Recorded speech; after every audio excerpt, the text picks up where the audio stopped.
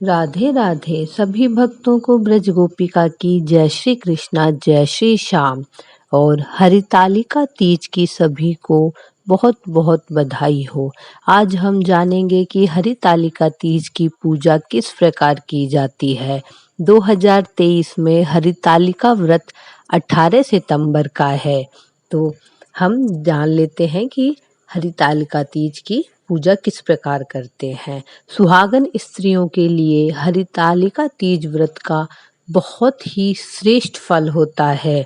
जो व्रत ना भी रखे, यदि वह हरितालिका तीज की जहाँ पूजा होती है वहाँ जाके पूजा करती है तो उसे सुख सौभाग्य की प्राप्ति होती है और अखंड सौभाग्य का शिव पार्वती माता से आशीर्वाद प्राप्त होता है। इसलिए संभव हो सके तो आप हरितालिका का व्रत रखिए, नहीं तो आसपास में जहाँ भी हरितालिका व्रत पूजा कथा हो रही हो तो वहाँ जाकर अवश्य माता पार्वती और शिव शंकर जी की कृपा। हरितालिका व्रत की पूजा करने वाली सुहागन महिलाएं 16 श्रृंगार करके ही माता पार्वती तथा शिव शंकर की पूजा याचना करें। हरितालिका का व्रत भाद्रपद की शुक्ल पक्ष की जो तृतीया तिथि होती है उस दिन व्रत किया जाता है। 2023 में यह 18 सितंबर को आ रही है, इसलिए हरितालिका का व्रत 18 सितंबर को मनाया जाएगा।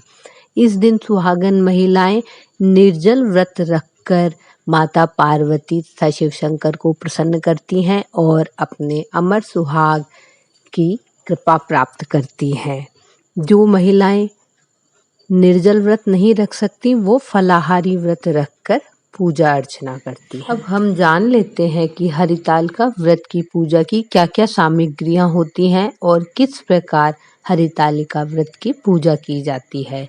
तो सबसे पहले ब्रह्म मुहूर्त में उठकर सुहागन महिलाएं भगवान शिव शंकर और माता पार्वती का ध्यान रखते हुए स्नान करने के बाद मिट्टी के शिव शंकर और पार्वती बनाए जाते हैं। यदि आप वह नए बना सकें तो बाजार से भी लाके उनकी भी पूजा की जाती है। अगर वह भी संभव ना हो तो शंकर पार्वती शिव परिवार की कोई तस्वीर हो तो उसकी आप पूजा कीजिए और शिवलिंग जो घर में आपके पास हो उन्हें विराजमान कर लीजिए और एक चौकी बिछा लीजिए, उस पे लाल या पीला कपड़ा बिछाकर भगवान की प्रतिमा को उस पर विराजमान कर लीजिए। हरितालिका तीज व्रत की कथा की जो किताब हो आपके पास तो उसे भी पूजा में रख। पंच फल पंच मेवा का भोग लगाइए। यदि आपके पास एक दो जैसे भी फल हों उन्हीं को चढ़ाकर आप भगवान को भोग लगाइए और फलाहारी ही मीठा प्रसाद बनाइए।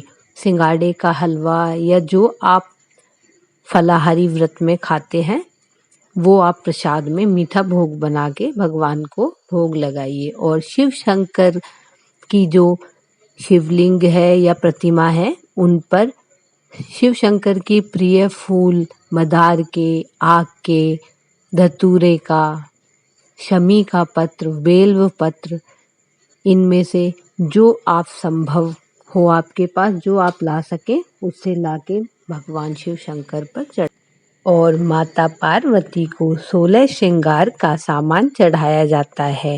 चुनरी साड़ी जो आपको चढ़ानी हो तो आप वह भी चढ़ाइए। उसमें से कुछ आप सुहागन महिलाओं को दे दीजिए और कुछ उसमें से माता का प्रसाद मानकर खुद भी उपयोग में ला सकते हैं। किसी बड़े बर्तन में शिवलिंग को रखकर आप अभिषेक भी कर सकते हैं। पंचामृत से शिव जी का अभिषेक कीजिए या सिर्फ दूध चढ़ाना चाहते हैं तो दूध चढ़ाइए। ओम नमः शिवाय, श्री शिवाय नमस्तुभ्यम का जाप करके शिवलिंग पर आप दूध जल अर्पित कीजिए और जल का लोटा जो आपने भर के रखा है उसमें थोड़ा सा गंगा जल डाल दीजिए, उस पर स्वास्तिक बना दीजिए। कुछ बर्तन रखकर उस पे चावल भी आप रख सकते हैं, उन्हें बाद में दान में दे दीजिए या फिर किसी पक्षियों को डाल दीजिए। और तीज पर माता पार्वती से अमर सुहाग भी लिया जाता है। 5 या 7 बार माता के मांग में सिंदूर भरा जाता है और फिर उसके बाद अपनी साड़ी के पल्लू के कोने को माता पार्वती के सिंदूर पर लगाकर उतनी ही बार, जितनी बार माता पार्वती की आपने 5 या 7 बार लगाया है, उतने ही बार आशीर्वाद के तौर पर उसमें से लेके अपने मांग में वह सिंदूर लगाया जाता है। मान्यता है कि माता पार्वती से सुहाग का आशीर्वाद लेने से अमर सुहाग बना रहता है और हमारे ऊपर तथा हमारे सुहाग के ऊपर माता पार्वती सदैव कृपा करती हैं, सभी दुख संकटों से बचाती हैं।